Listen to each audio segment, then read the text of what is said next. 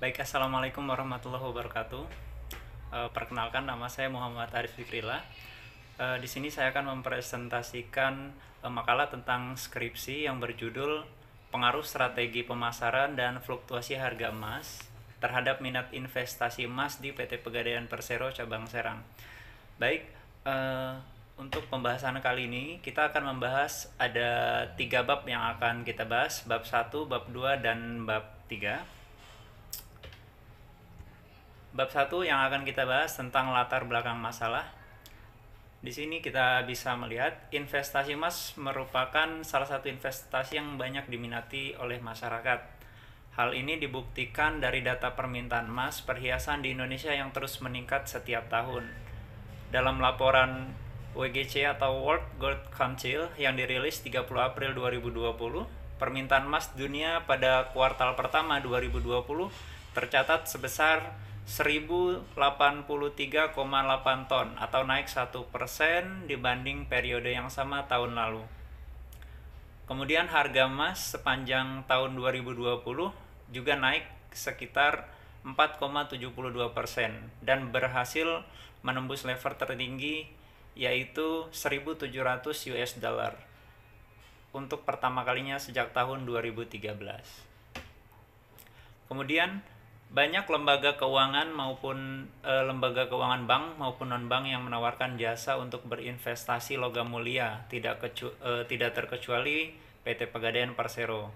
Nah, salah satu produk yang dimiliki oleh PT Pegadaian Persero adalah investasi logam mulia. Produk ini bisa menjadi salah satu solusi bagi masyarakat untuk berinvestasi dengan proses yang cukup mudah dan cepat. Kemudian produk investasi PT Pegadaian Persero yang ditawarkan kepada masyarakat yaitu murabahah logam mulia untuk investasi abadi ataupun mulia. Produk ini memberikan pelayanan berupa penjualan logam mulia kepada masyarakat.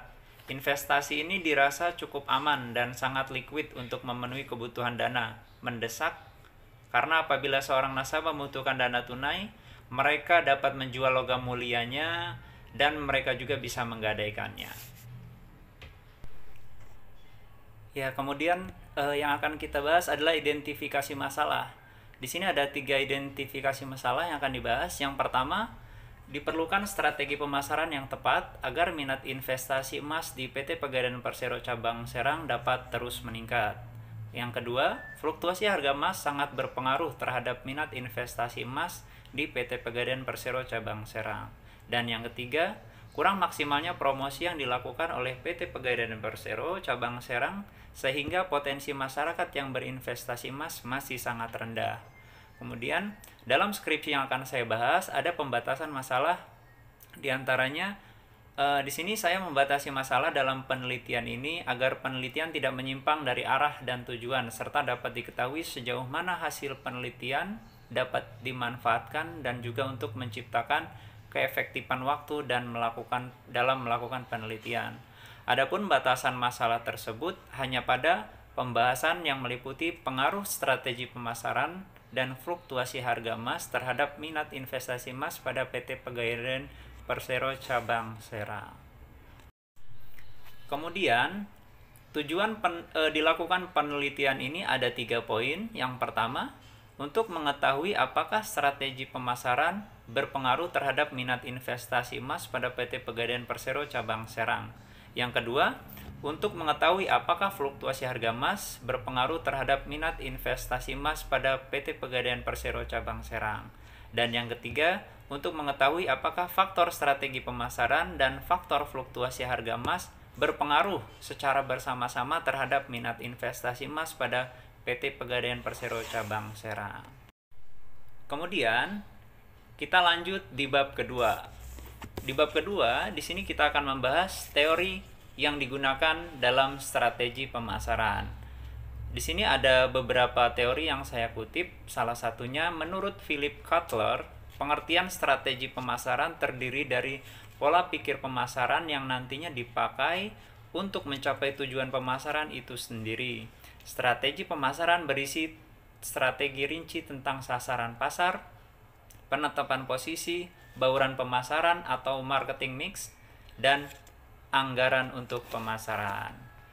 Dan kemudian untuk teori fluktuasi harga, di sini ada teori yang saya kutip dari Yohanes pada tahun 2007, di mana fluktuasi adalah perubahan naik ataupun turunnya suatu variabel yang terjadi sehingga akibat dari mekanisme pasar. Secara tradisional, fluktuasi dapat diartikan sebagai perubahan nilai ataupun lonjakan, ketidaktepatan segala sesuatu yang bisa digambarkan dalam sebuah grafik. Contohnya seperti fluktuasi harga barang dan lain-lain. Artinya, fluktuasi itu harga relatif berubah, bisa naik, bisa turun, ataupun tidak ada perubahan naik dan turun.